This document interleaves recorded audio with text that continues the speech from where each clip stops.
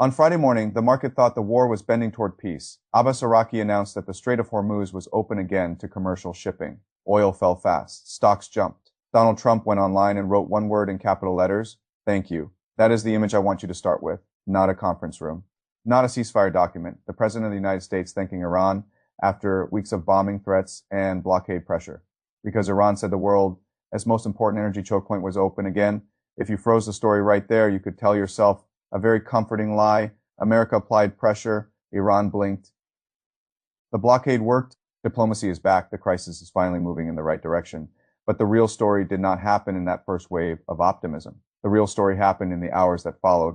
Iranian semi-official media immediately began attacking Araki for creating ambiguity about the terms of passage. Hardliners moved to undercut the message.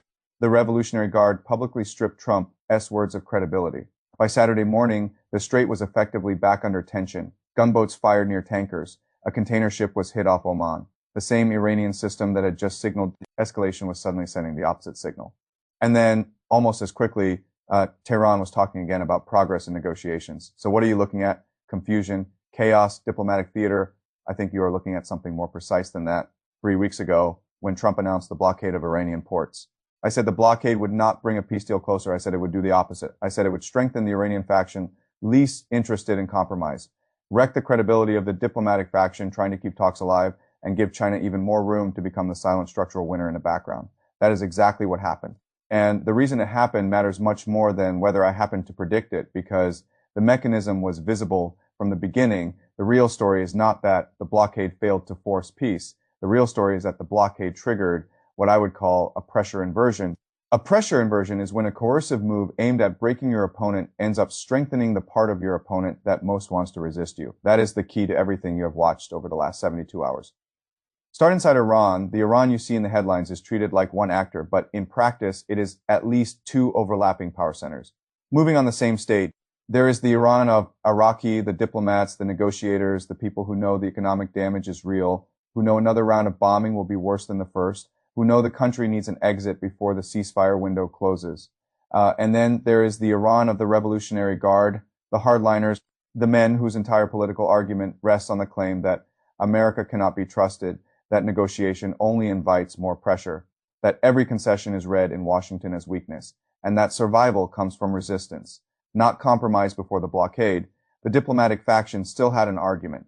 Their argument was simple. Talks were messy, but they were producing motion. There was a ceasefire. There were negotiations through Pakistan. There was the possibility of a framework. The diplomats could go to the skeptics and say, give us more time. This path is ugly, but it is moving. The blockade destroyed that argument almost overnight, because from the hardliners' point of view, the sequence suddenly looked perfect. America talks peace and imposes new coercion. America says negotiations and sends more ships. America leaves a door open with one hand and tightens the screws with the other. You do not need that interpretation to be fully fair for it to be politically devastating. It only has to be believable inside Iran's internal power struggle. And it was the blockade gave the hardliners exactly what they needed most, proof material. Proof material is more valuable than ideology in a system like Iran, as ideology is what people say all the time. Proof material is the event you hold up and point to when you want to win an internal argument. The guard could say, there, look at it. We told you. So we told you the Americans would not stop at talks. We told you diplomacy would only invite more pressure. We told you every inch you give them becomes a platform for the next demand. That is why I said the blockade would dash the peace deal. Not because it would magically make diplomacy impossible in a technical sense, because it would make diplomacy politically weaker inside the very system America needed to persuade. That is the first half of the story. The second half is China, because internal hardliners become much more dangerous when they also have a credible reason to believe they can afford to wait. And that is where American strategy ran straight into a wall. It still refuses to fully describe out loud. China did not save Iran with a dramatic military intervention. China did something far more important. China spent years building the conditions under which Iran could survive American pressure without collapsing quickly enough to be forced into terms it hated. That structure is the real force multiplier in this war. And if you do not understand it, nothing else makes sense. Before this war, Iran was exporting roughly 1.6 million barrels of oil per Dalton Y. When the war intensified, those exports were supposed to be the thing that broke first. That is how the logic of blockade pressure is supposed to work. The target loses shipping flexibility, revenue falls, the currency weakens, domestic strain rises, and the negotiating position softens. That did not happen the way Washington needed it to happen. Why? Because China had already built Iran an economic escape system, not a clean one, not a legal one in the sense Washington prefers, but a functioning one. Dark fleet tankers, transponders off ship to ship transfers, reflagging tricks, floating storage payments in yuan through banks outside the main Western enforcement channels.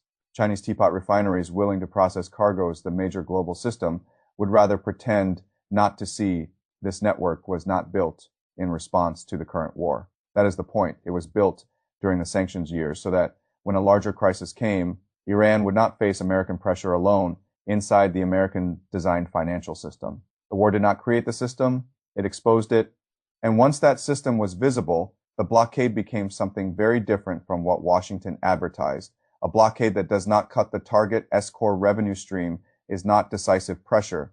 It is political theater with a ceiling. That is why the hardliners in Tehran could make such a powerful argument. They were not only saying America could not be trusted, they were also saying something else. We do not actually need to give in right now. China is still buying, the oil is still moving, the country is hurt, but it is not strangling on the timetable Washington imagined. That matters enormously in negotiation. A regime will make ugly concessions only when the future it fears looks worse than the concession it hates. China altered that calculation by keeping revenue alive. China helped keep Iranian patience alive. And patience is what turns hardliners from loud voices into winning voices. There is a specific example from the blockade's first phase that makes this impossible to ignore: a Chinese-owned tanker, Rich Starry. Previously sanctioned by the U.S. Treasury, moved through the area, went out into the Gulf of Oman, then turned back toward Iranian waters. Other Chinese-operated vessels were also seen moving near the same contested space, and what did the United States do? Nothing visible, no dramatic interception, no public seizure, no confrontation that would turn a shipping case into a U.S.-China crisis that told everyone watching the same thing. The blockade was real, but not infinitely real. It had a ceiling. It could be enforced hardest where the patron behind the vessel was weak. It became far more selective where enforcement risked a larger confrontation with China. Iran saw that. China saw that. The hardliners saw that. The shipping world saw that. And once a blockade acquires visible exceptions, its political value changes. It no longer reads as an iron instrument that will force a strategic outcome. It reads as a calibrated pressure tool that can hurt but may not be able to close the final gap. That is exactly the kind of instrument that strengthens rejectionists. Now add another layer. China's role was not only economic reporting over the past week pointed to Chinese commercial satellite support, helping Iran track American positions around key regional facilities. If that reporting is accurate, then we are no longer talking only about oil purchases and quiet banking channels. We are talking about a deeper kind of indirect wartime enablement, not Chinese warships fighting the U.S. Navy, not Chinese pilots flying over Iran, but Chinese capability making Iranian retaliation sharper, more informed, and more survivable. That is not passive support. That is strategic support below the threshold of direct war, and it is exactly the kind of support Washington has struggled to answer, because answering it honestly would require admitting that the Iran problem is no longer just an Iran problem. It is a China problem folded inside an Iran problem. And Washington does not want to say that too clearly right now. Why? Because the United States is trying to do several contradictory things at once.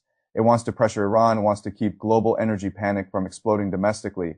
It wants to continue tariff and summit maneuvering with China. It wants to avoid turning Hormuz into a direct U.S.-China military test. And it wants to project confidence while doing all of the above. That is not impossible. But it does mean America's Iran policy is now constrained by a larger strategic truth.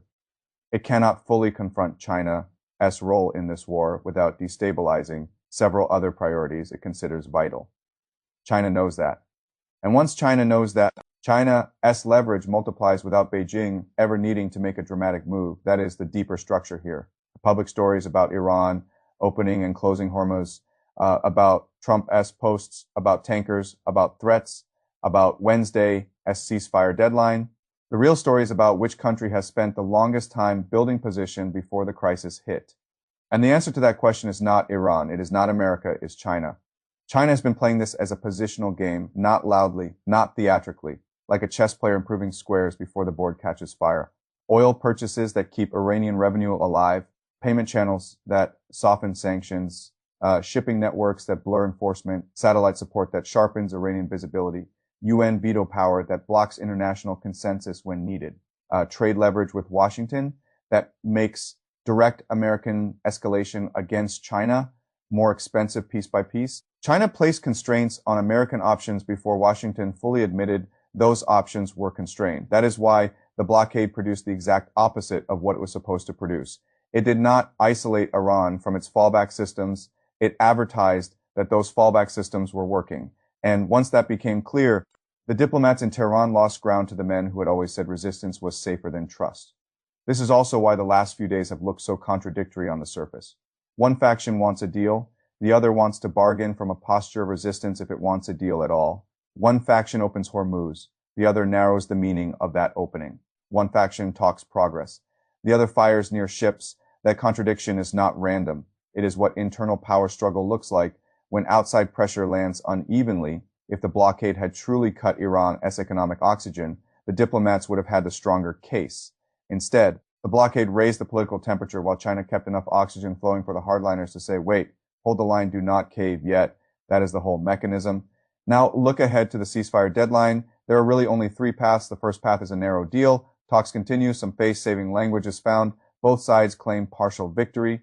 And the ceasefire becomes something broader. That is the cleanest outcome. It is also the hardest because the internal divisions in Tehran are now sharper than they were before the blockade. The second path is a ceasefire extension without a real breakthrough. That is the most likely path. If you look at how both sides are behaving, maximum pressure language in public. Limited doors left open in private, enough signaling to avoid immediate war, but not enough trust for a real deal. This path buys time. It solves nothing. The third path is renewed bombing. Trump has already floated that possibility in plain language.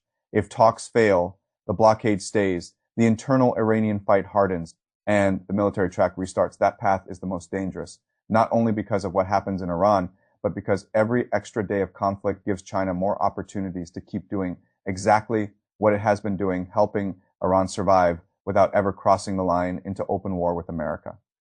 That is why the blockade was such a bad move. It did not create a clean road to peace. It created a path tree in which every next option became worse.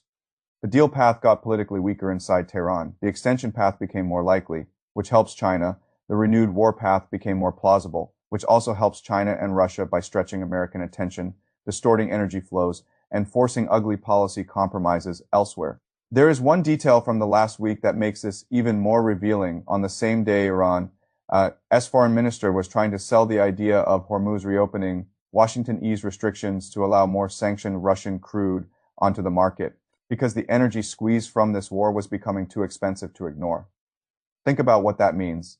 A policy meant to coerce Iran ended up indirectly easing pressure on Russia and widening strategic room for China. That is not just failure in one lane. That is blowback across the whole board. Russia profits without fighting. China deepens its position without fighting. Iran as hardliners gain political proof material. Iran as diplomats lose credibility. And America calls the result leverage. Number that is not leverage. That is self-inflicted strategic drift. This is why I keep returning to the blockade decision. Because people talk about it as if it was simply one more pressure step in a long chain.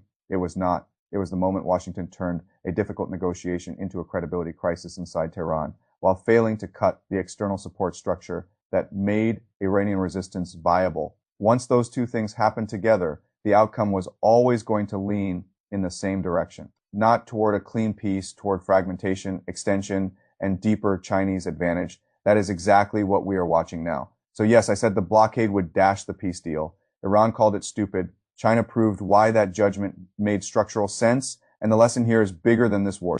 The old American pressure model assumed that enough military power plus enough sanctions pressure could eventually force a hostile state into a narrower range of choices. But that model only works when the target lives inside a system Washington still controls. Iran does not fully live inside that system anymore. China has spent years building doors, vents, tunnels, and workarounds into the walls. Not enough to make Iran comfortable, enough to make Iran hard to break. That is the real story. Not whether a few ships moved, not whether one post sounded optimistic, not whether a ceasefire survives another 3 days. The real story is that America tried to use pressure to force peace and instead strengthen the faction that distrusts peace most, while the country best positioned to exploit the entire cycle was the one speaking the least. And that is how major strategic shifts usually happen. Not with one dramatic announcement, with a structure that runs quietly until a war suddenly makes it impossible to ignore. Watch Wednesday. Watch whether the ceasefire stretches, breaks, or mutates. Watch what Tehran says. But above all, watch what China does not have to say. Because when your policy strengthens your enemy's hardliners and enlarges your rival as strategic room at the same time, you have not built leverage. You have built the trap you are standing in.